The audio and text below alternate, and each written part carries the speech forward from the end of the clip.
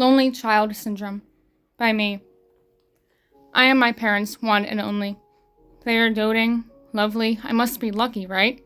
Spoiled rotten by undivided attention, having everything to myself, snacks, toys, stories, playtime, Christmas gifts, silence, rules, blame, expectations, life.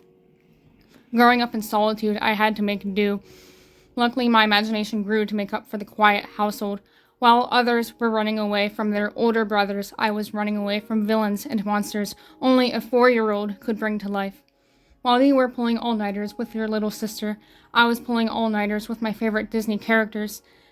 To pass the time, I devised stories in my head with complex characters, surreal settings, and elaborate plots. Stories I've carried with me my whole life. With friends, I always felt like I was lacking.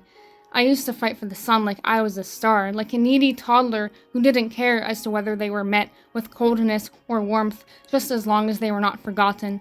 And maybe it was them, or maybe my own ailments, but things would never last one way or another, because after walking for miles behind those who call themselves your friends on a sidewalk that's just a bit too narrow, eventually you figure that's probably just best you turn around and walk in a different direction. It's not like they would notice the absence of your footsteps, let alone bother to look back to make sure you were still there. But that's okay. I have the best conversations alone anyway, and I know where to go. I know it's not the best, but it's what I know. Not just a few imaginary friends here and there to talk to when I'm bored, or silly scenarios in my head while laying in bed, at least not anymore.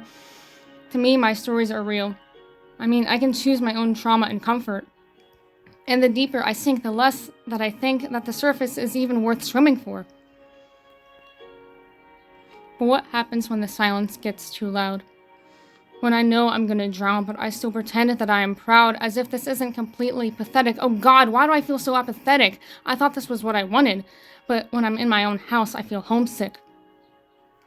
I have this voice inside of me. It's screaming, you can only live through so much vicariously. And I know that it's right, but I don't know if I can even plight, because the me in my dreams isn't really me, but a stranger I wish I could be. And the voice is aggressively pointing to the piece in me that's missing, but I ask it, do I really deserve what I wish for? Because what I want is so much more.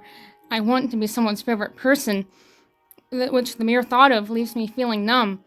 I want to be held like a baby and treated like a lover. I want an irreplaceable love, one that lasts forever. I want someone who, for me, they would drink the whole ocean, and in turn, I would go to the moon and back with utter devotion.